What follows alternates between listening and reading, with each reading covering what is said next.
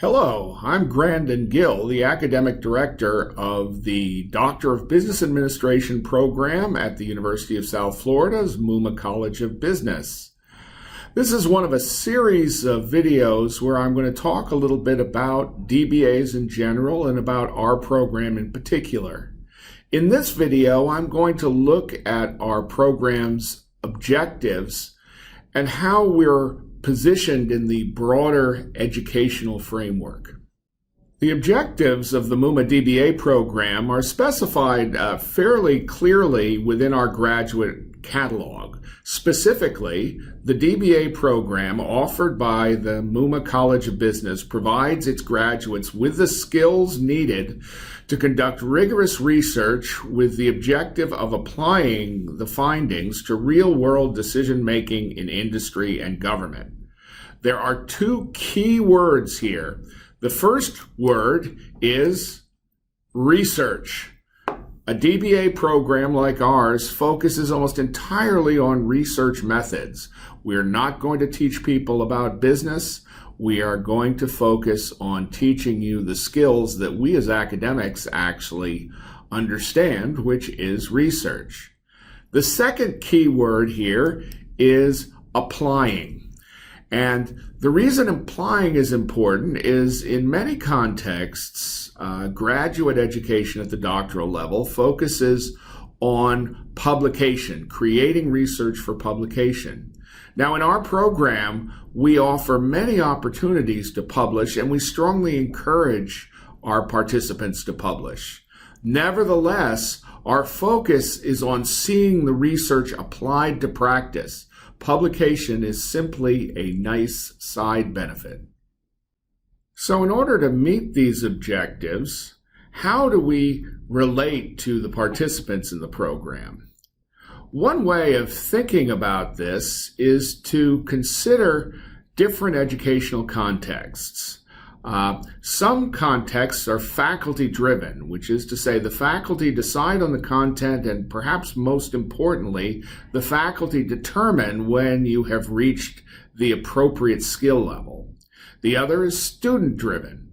In a student-driven context, the student decides what he or she wants to learn, and the student decides when he or she is done. The other dimension that's worth considering is whether the curriculum is mainly standardized, the same for every student, or highly customized. The student or the faculty tailors the content to the specific participant. Now, if we look at different types of programs, you can see these things in many different educational contexts. For example, the product context is very similar to what we see in K-12 education. The teacher is in charge and the curriculum is set. The student really doesn't get an awful lot of choice with respect to that curriculum. Now, we can also have student-driven standard content. For example, continuing education classes, the student chooses what classes to take. The student decides when to stop taking a particular class or how many of those classes to take. But nevertheless, the content is fixed.